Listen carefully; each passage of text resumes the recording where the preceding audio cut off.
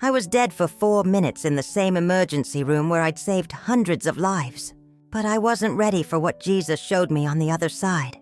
My name is Rachel Martinez. I'm an ER nurse. And for 8 years, I lived openly as a lesbian, convinced that if God existed, he'd rejected me long ago. What I learned in those 4 minutes changed everything.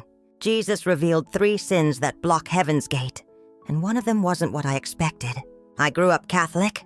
You know the drill: Sunday Mass, confession, the whole package. My parents were devout. My grandmother prayed the rosary every single night. And me? I believed it all. I believed in God, in Jesus, in heaven and hell. I believed that if you followed the rules, you got in. If you didn't, you burned. Then I turned 26, and I fell in love with a woman. I'd known for years that something was different about me. The way I felt around certain girls in high school. The way my heart would race when my college roommate changed clothes in front of me. But I'd buried it. Deep. Because I knew what the church taught. I knew what my family would think. And I knew, or at least I thought I knew, that God could never love someone like me. But when I met Sarah, everything I'd buried came rushing to the surface. She was a paramedic. We met on a trauma call, a car accident. Blood everywhere. A kid barely holding on. She was calm under pressure, brilliant, compassionate. And when our eyes met over that stretcher, something inside me just broke open. I tried to fight it. I prayed. I went to confession. I begged God to change me, to take away these feelings, but he didn't. Or maybe he did answer, just not the way I expected, because the more I prayed, the more I realized that what I felt for Sarah was real. It was love, pure, honest, terrifying love. So I made a choice. I came out to my family. I left the church, and I stopped talking to God entirely, because if he couldn't accept me, then I didn't need him. That's what I told myself anyway. For 8 years, I lived that truth. Sarah and I built a life together. We got an apartment in the city, adopted a dog, celebrated anniversaries. I threw myself into my career. I became one of the best ER nurses at Mount Sinai. I saved lives. I was good at what I did. People respected me, needed me. But inside I was empty. I didn't realize it at the time. I was too busy, too focused, too convinced that I'd made the right choice. But there was this hollowness. Like a part of me had been carved out and nothing, not my relationship, not my career, not my friends, could fill it. I thought about death a lot. I worked in an ER, so that wasn't unusual. I'd seen hundreds of people die. Young, old, innocent, guilty. Some went peacefully. Others fought until the very end.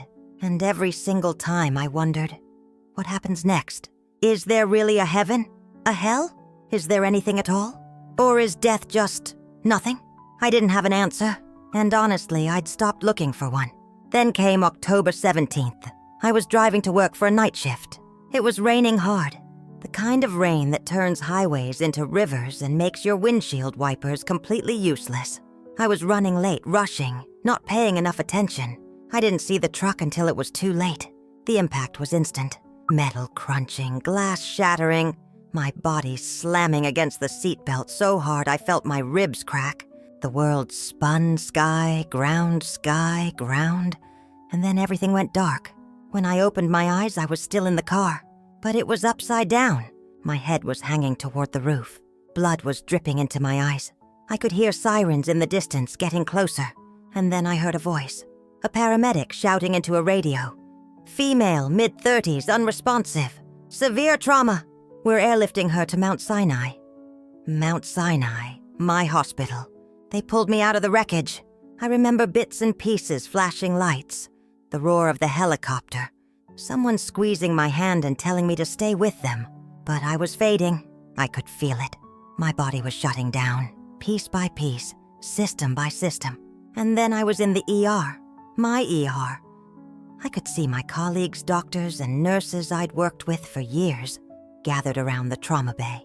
I could hear them shouting orders, calling for blood, for paddles, for someone to intubate. I could see my own body on the gurney, pale and broken, and covered in blood. But I wasn't in my body anymore.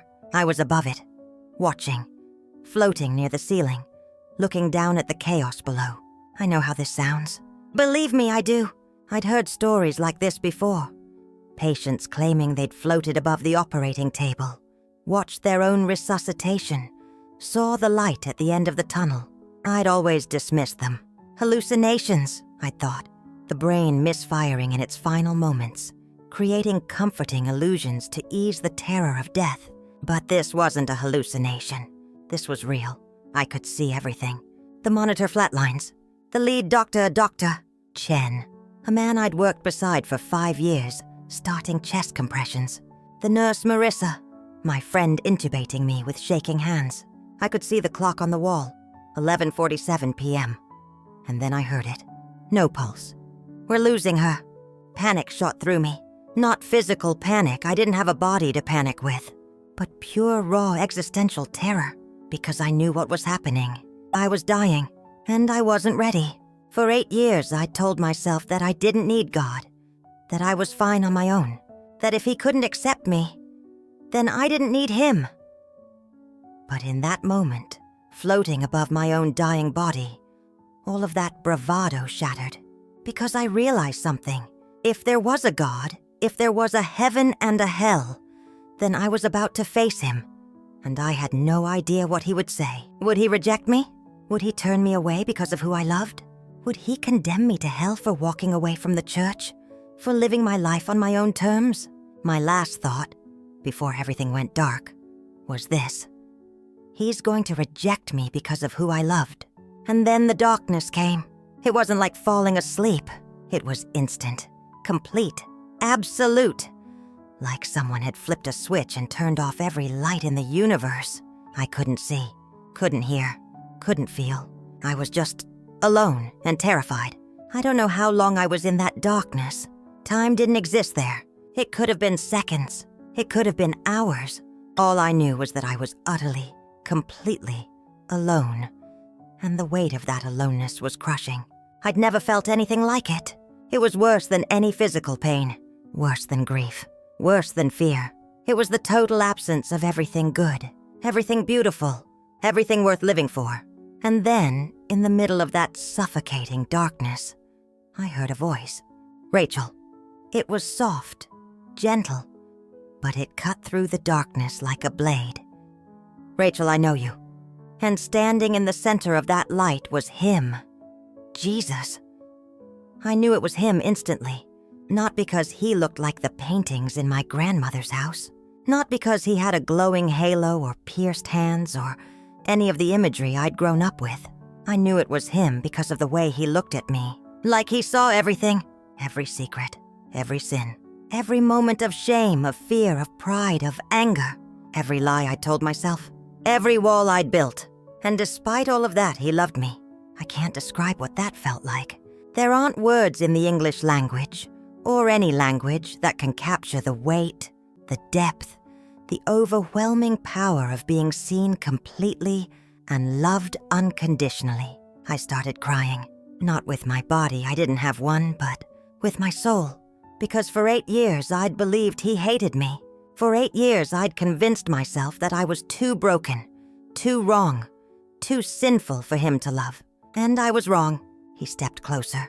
And when He spoke, His voice was everything. It was warm and strong and infinitely kind. Rachel, He said, you thought I couldn't love you because of who you loved. But you misunderstood what blocks my kingdom. I couldn't speak. I couldn't move. I could only listen. It's not about who you're attracted to, Rachel. It's about what you've allowed to replace me in your heart. And suddenly I understood. For 8 years, I'd believed the church's condemnation was His condemnation. I'd believed that my sexuality was the thing keeping me from God, the thing that made me unworthy, the thing that would send me to hell. But that wasn't it at all. The thing keeping me from God wasn't who I loved. It was the fact that I'd walked away from Him entirely. I'd stopped praying, stopped seeking Him, stopped believing He could love me. I'd built my life around my own strength, my own wisdom, my own plans, and I'd left no room for Him. Rachel, He said, there are 3 sins that block heaven's gate. Sins that every human struggles with. Sins that most never recognize. My heart, or whatever I had in that place, pounded. I'm going to show you these sins, not to condemn you, but to set you free. And then the vision began. I saw people, thousands of them, standing before a gate, a beautiful, massive gate that radiated light and warmth and joy. But they weren't going through it. They were standing there stuck, blocked by something invisible. The first sin, Jesus said, is the sin of self-righteousness. And suddenly I saw myself. I was standing in front of the church I'd grown up in, and I was angry, furious, pointing at the people inside, the people who'd condemned me, who'd told me I was going to hell, who'd rejected me for who I loved. They're hypocrites, I heard myself say. They claim to follow you, but they don't know what love is. They judge, they condemn, they're hateful. And in that moment, I saw the truth. I'd become exactly what I hated. I'd judged them, condemned them, decided that they were wrong, and I was right. I'd built a fortress of bitterness around my heart, convinced that my perspective was the only truth, that my pain justified my anger, that my righteousness was somehow purer than theirs, but it wasn't. When you judge others, Jesus said gently, you close your own heart to grace. You place yourself above them and above me. You make yourself the arbiter of truth. And in doing so, you block the very love you're desperate to receive. I saw it then, the invisible wall I'd built, made of bitterness, made of judgment, made of self-righteousness. And I saw how it kept me from him. Not because he was keeping me out, but because I'd locked myself in. Rachel, he said, heaven's gate isn't closed to you. You closed it to yourself. Tears real or spiritual, I don't know, poured down my face because he was right. I'd spent 8 years blaming the church, blaming my family, blaming God himself for rejecting me. But the truth was I'd rejected him first. I'd walked away. I'd judged. I'd condemned. I'd built walls so high that even his love couldn't break through. Not because his love wasn't strong enough, but because I wouldn't let it in. This is the first sin, Jesus said. Self-righteousness, the belief that you are right and everyone else is wrong. The refusal to see your own failings while you catalog everyone else's. The sin of judgment. I looked at the gate again, at the souls standing before it, blocked by invisible barriers, and I realized they weren't blocked by God's judgment. They were blocked by their own. Rachel, Jesus said, there are 2 more sins, and the second one is the hardest for humans to recognize. The light around him shifted, and suddenly, I saw something new, a vision of my own life, playing out before me like a film. I saw myself at work, saving lives, making decisions, handling trauma after trauma with confidence and skill. I saw myself at home with Sarah, planning our future, building our life, making choices about where we'd live and how we'd spend our money and what our careers would look like. I saw myself making every single decision without him. And then I realized something that hit me like a punch to the gut. I'd been committing this sin every single day without even knowing it. The vision grew darker. The warmth of Jesus' presence remained, but I could feel shame creeping in shame, mixed with something else. Hope. Because even though I could see my sin, even though I could see how far I'd drifted, he was still there, still looking at me with that same overwhelming love. What I saw next, I whispered, though I wasn't speaking to anyone but myself, shattered everything I thought I knew about getting into heaven. The vision continued, and Jesus waited, patient, loving, ready to show me the truth I'd been running from for 8 years. The vision continued to unfold before me. I saw myself not in moments of obvious failure, but in everyday choices I never questioned. My hands steady as I inserted an IV line, confident as I diagnosed a critical patient, proud as colleagues praised my expertise. And Jesus' voice, gentle yet piercing, said, "This sin is invisible to most, but it separates more souls from me than any other." I watched scene after scene of my life. Me, refusing help from co-workers because I could handle it alone. Me, making life or death decisions without a single prayer. Me, building a career, a reputation, an entire identity, on the foundation of my own strength. And suddenly I understood. "Rachel," he said, "you've lived as if you were your own God. You made yourself the center of your universe." The weight of those words crashed over me. All those years I thought my biggest sin was who I loved. But Jesus wasn't even talking about my relationships. He was talking about something far more insidious, something I'd never even recognized as sin. When you rely solely on your own strength, wisdom, and plans, he continued, you lock me out. It's not about atheism, Rachel. It's about functional self-worship. Even believers commit this sin. I saw it clearly now. After I lost my church community, I never sought God. I just proved I didn't need him.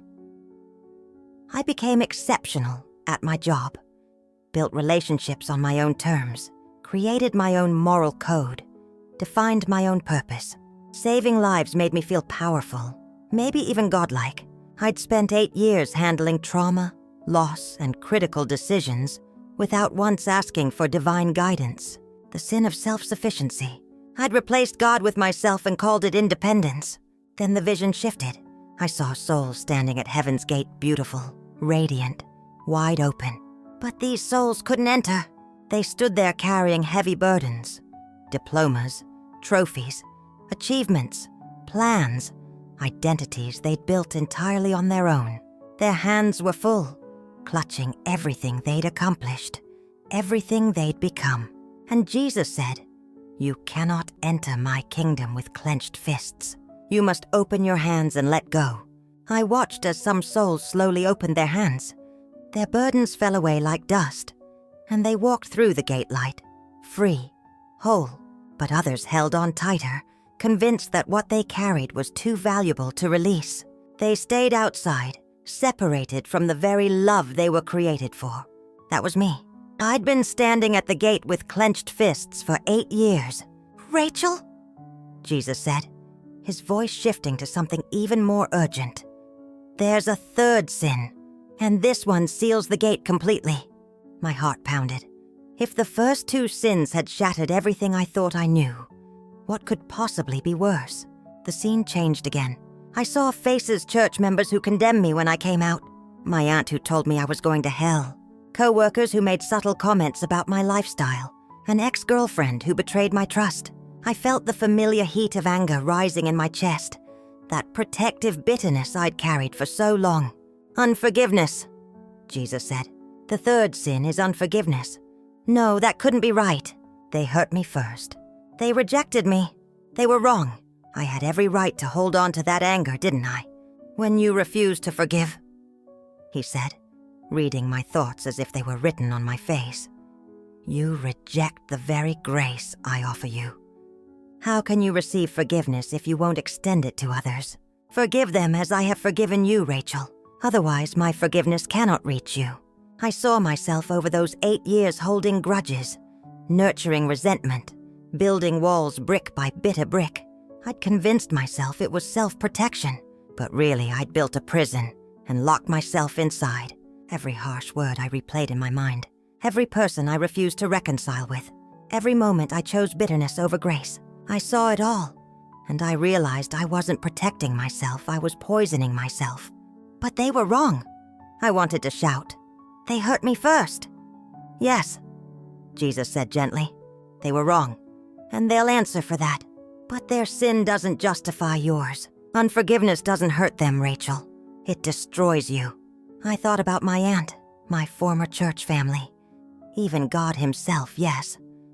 I'd held unforgiveness toward God for creating me this way, for allowing me to face rejection, for staying silent when I needed him most.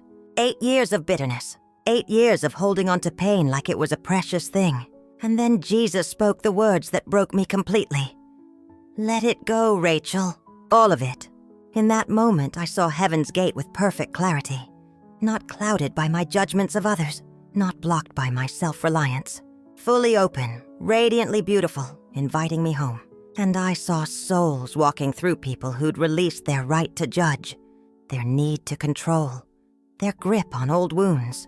Light poured from the gate, warm and welcoming. I saw people I recognized, Some who'd struggled with the same identity questions I had. Others who'd lived completely different lives. But they all had one thing in common.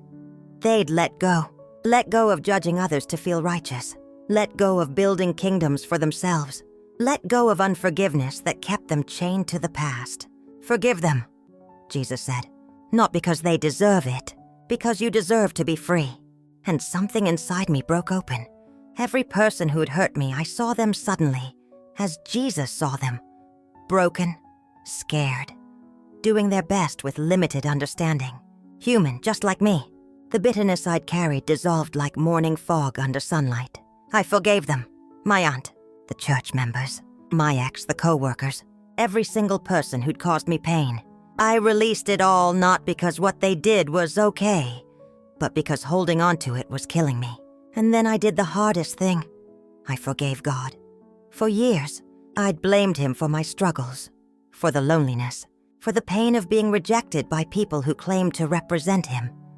But standing there in his presence, I understood. He hadn't rejected me. He'd been reaching for me the entire time, and I'd been too hurt, too angry, too self-sufficient to reach back. The moment I released that final piece of unforgiveness, every barrier shattered, the walls I'd built collapsed, and the love that flooded in was so overwhelming, so complete, so absolutely unconditional that I fell to my knees weeping. This was heaven, not just a place, but a state of being complete union with perfect love. I understood now. My sexuality had never been the issue blocking the gate. It was my heart posture. I created you with the capacity to love, Jesus said, lifting my face to meet his gaze. What blocks? My kingdom is not who you love, but whether you've placed anything, identity, relationships, achievements, resentments, above me. I'd made my identity my God. I'd made my independence my God. I'd made my pain my God. And in doing so, I'd locked out the only one who could truly satisfy my soul.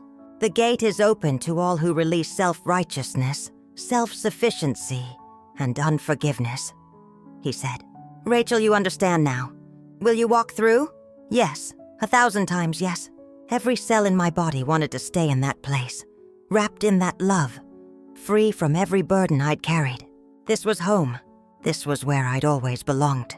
But Jesus shook his head gently. Not yet. You have to go back. No, I begged. Please, I don't want to leave. I can't go back to that pain, that loneliness, that world. You're going back changed, he said. And you're going back with a mission. Tell them the truth about these 3 sins. Tell them the gate is open. Tell them they don't have to wait until death to be free. They can release these sins now and experience my peace today. But no one will believe me, I protested. I'm just a nurse. I'm a lesbian. The church won't listen. The church needs to hear this from you, he interrupted, because you understand both the pain of judgment and the freedom of grace. You've lived on both sides. Tell them, it's not about who you love. It's about whether you've let anything replace me. Before I could respond, the light pulled back. Heaven's gate faded, and suddenly I was being yanked backward through darkness, through space, through time. I gasped. Pain exploded through my chest. Noise, terrible, chaotic noise crashed around me. Machines beeping. Someone shouting, "She's back!" Hands pressing on my body. Bright fluorescent lights burning my eyes. I was back in my body, back in the ER, back in the pain. My colleague Sarah was crying, her hands still on the defibrillator paddles. Rachel, oh my God, Rachel, can you hear me? I tried to speak but couldn't. Everything hurt. But underneath the physical pain was a peace I'd never known before. I was different, fundamentally, completely different. For weeks, I didn't tell anyone what I'd experienced. How could I explain that I'd met Jesus? That he'd shown me 3 sins blocking heaven's gate?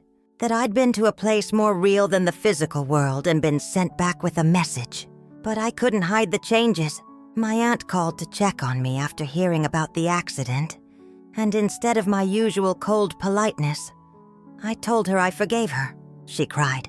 We talked for 3 hours.